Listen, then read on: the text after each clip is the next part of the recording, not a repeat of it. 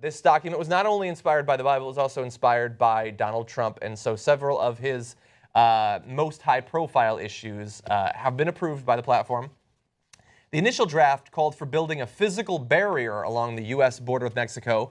The final draft that was passed yesterday called specifically for a wall. So a fence is not going to do it. It's not enough.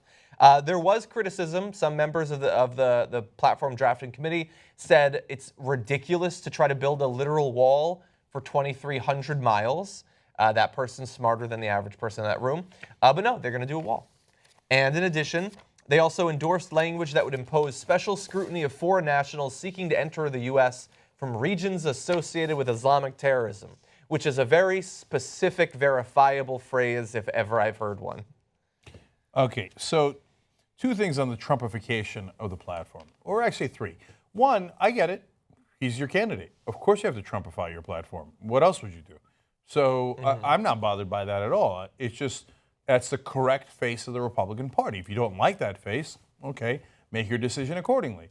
But what were they supposed to do? Not be in favor of a wall after Trump won the primary by clearly saying, I'm going to build a goddamn wall. In fact, they weren't specific enough. They didn't put it into the platform that that Mexico would pay for it.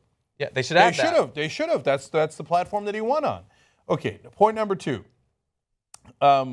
So they say that he was not overly involved in this, right? Mm-hmm. Who's surprised by this, right?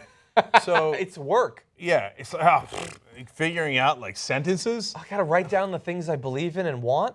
Yeah. Oh.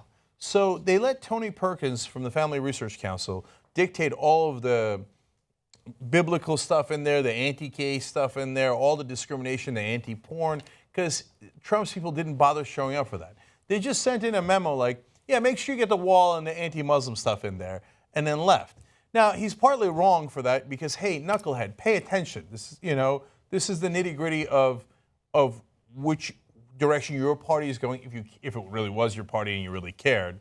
On the other hand, he's also partly right. The platform is largely irrelevant. When Trump gets in, if somebody was like, hey, I'm sorry, Mr. President, but your party platform disagrees, he'd be like, oh, does it? Does the party platform disagree? Like, yeah. So he doesn't care and it'll have no effect. But yes, this is him putting his stamp on it. Yeah. And to give you a sense, third, of how over the top it is. Now, I saw on TV the other day, one of the Trump supporters came out and said, corrected an anchor and said, not undocumented immigrants, illegal immigrants. Mm-hmm. So now they're trying to be more aggressive and okay, fine.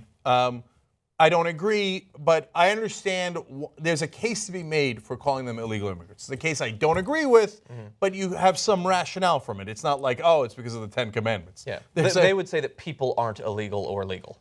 I totally get it, right? And I'm not on their side. But now somebody stood up and said, in this platform committee decision making, we don't want them being called illegal immigrants anymore. They need to be called illegal aliens.